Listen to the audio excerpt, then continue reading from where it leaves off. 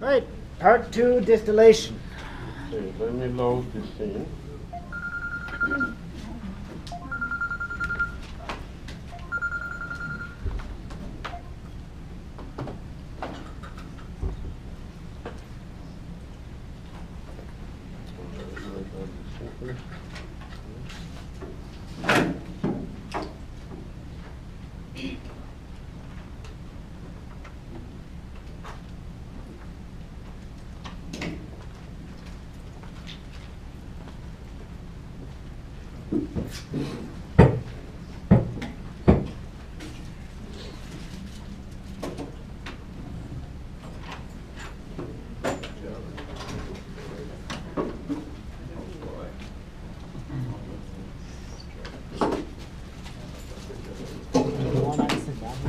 Pardon me? Did you want Addison down here? Yeah, I just.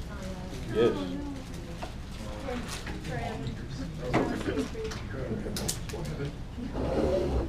Can you check? I don't have a way to check when in Brightspace we don't have a student view. We used to have a student view. It is. I see exactly. It is not there. Is there a student in this thing? Do you guys have like an exam folder? Can Yes, you see but the it's exam just the folder? spray dryer on there. Yes. Yes! So I have to upload it here. That's We're gonna last go year. viral in no time.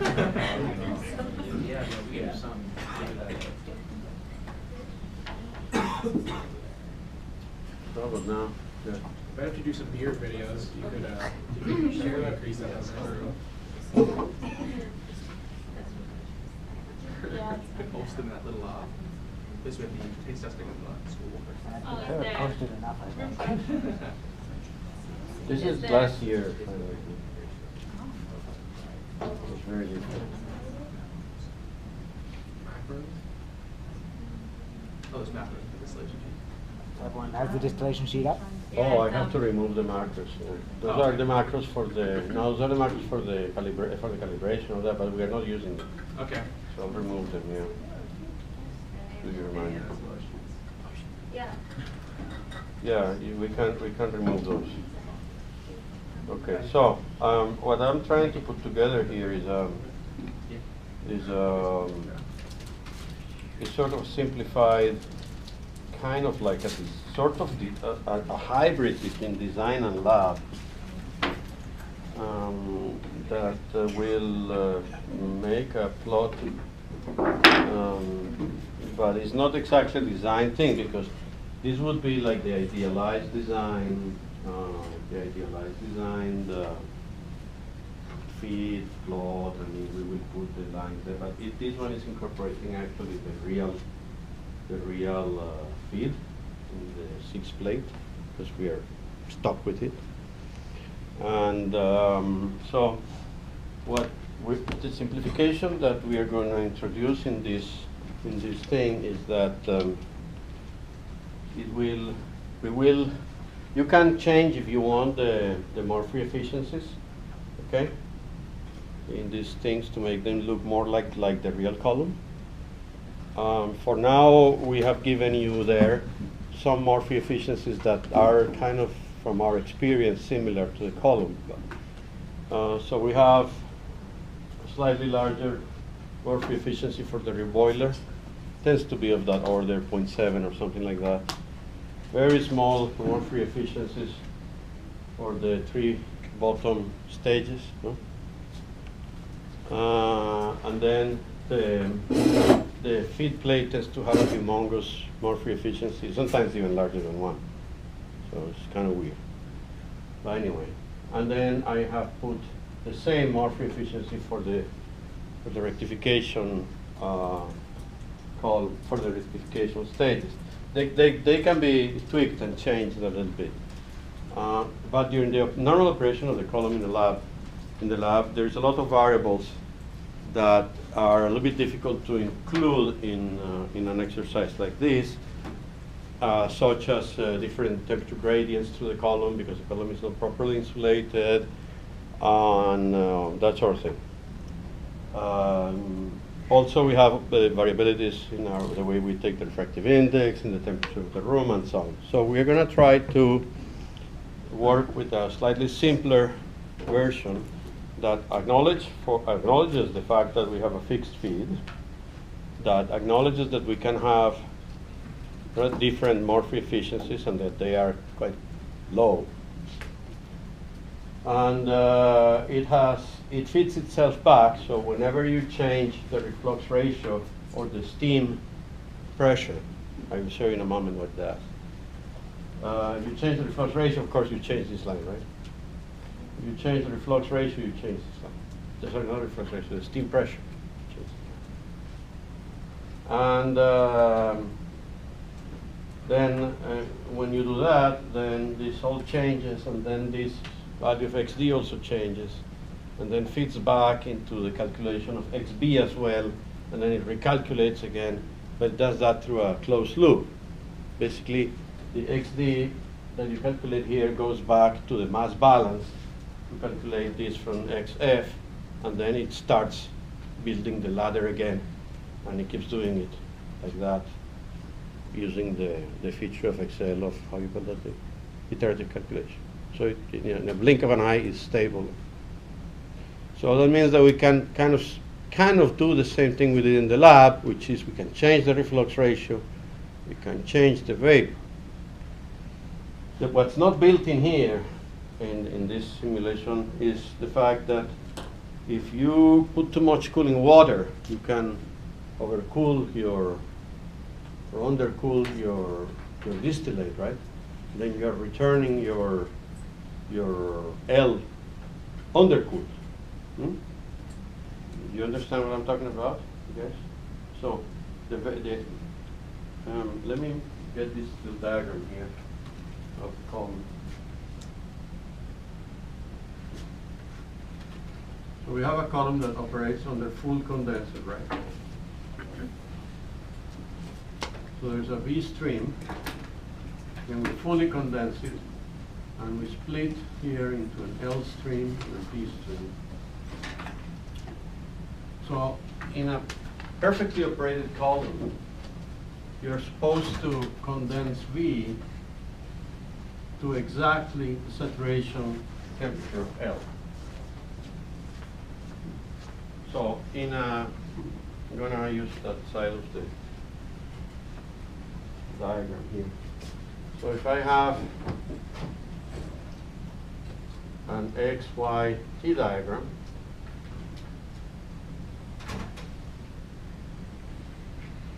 and this is the composition of V, right? I'm supposed in the condenser to condense exactly to this temperature, L. Yeah. So this is a composition XD, right? Okay? And these are the temperatures that I should have in those two streams. So, in theory, you are supposed to do that. If you don't do that, what you end up having is a cooler stream, and that kind of affects a little bit this slope here. But that is not included in that. And then we have that part of the column, then we have our F here. And in this point here, there's mass balance there, mass merge balance, and we have our bottoms.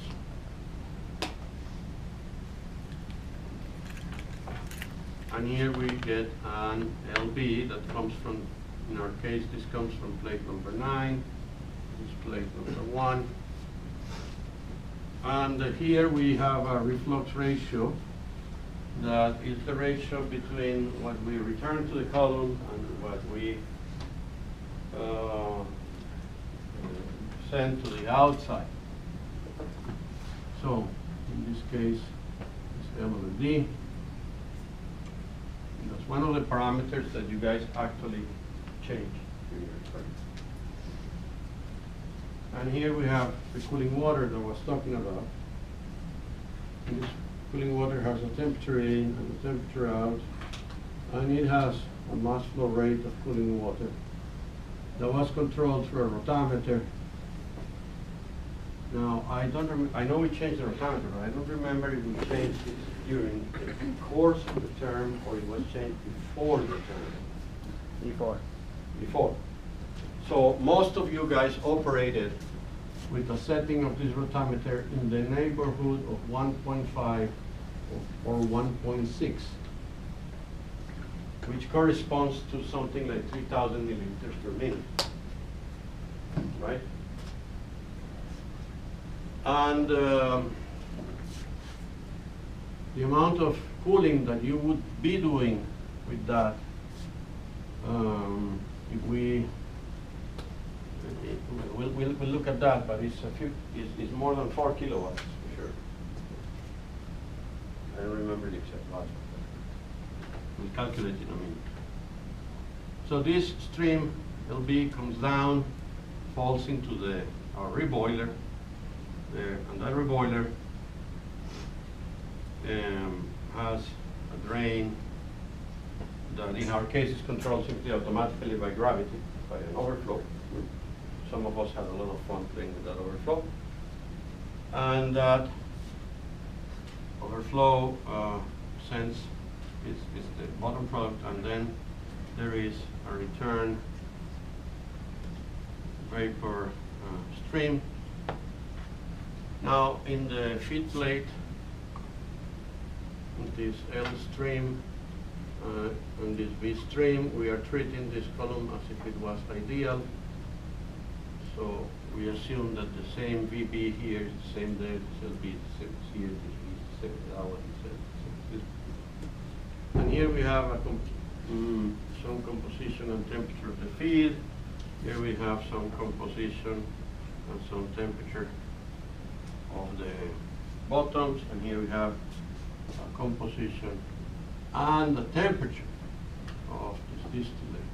Now, as I said, ideally this would have been there, but we have a thermometer that is placed inside this plate, and we also have another thermometer here that is kind of in the head of the column, and almost in all time that we've been operating, this temperature has been reading higher than this one. And we are not entirely sure if there's two reasons why this could be happening. One is because the thermocouple PD is broken, miscalibrated. Because TD really, in the whole column, the temperature should be going down, right? Or it's because we are in the condenser, we're cooling too much. And the thing we're returning is way too cold. So the vapor that escapes manages to still be warmer. I don't know the exact answer right now, okay? In any case, experimentally, we have all this information from the outputs of the column and different conditions, and we have more or less an idea of how these values of the concentrations distribute themselves, roughly. But it's very variable between experiments and between groups, very, very variable. Very hard to get some sort of consistency. All right. Down here we have a steam supply.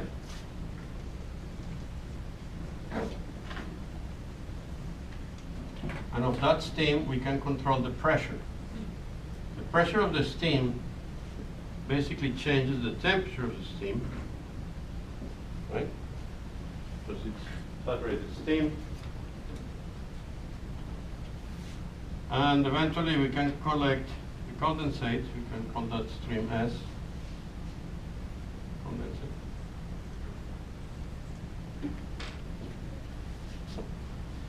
Additionally, here we have another little heat exchanger where we can also use another stream